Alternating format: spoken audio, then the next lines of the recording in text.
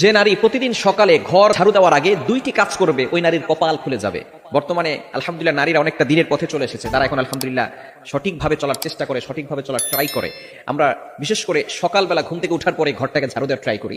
ঘরটাকে ঝাড়ু দেয়, বিশেষ করে মা বোনেরা যারা আছেন ঘরটাকে পরিষ্কার পরিচ্ছন্ন রাখার জন্য ঘুম থেকে ওঠার পরেই ঘর ঝাড়ু দেয়। এই ঘর ঝাড়ু দেওয়ার আগে কিছু কাজ করতে হবে। দুইটি কাজ যদি নারীরা করতে পারে ওই নারীর কপাল খুলে যাবে। এক নাম্বার হচ্ছে ফজরের সালাত আদায় করা। ফজরের 2 রাকাত ফরজ নামাজ আছে না নাই? ফজরের নামাজ কয় রাকাত? মোট হচ্ছে 4 রাকাত, 2 রাকাত সুন্নত, 2 রাকাত ফরজ।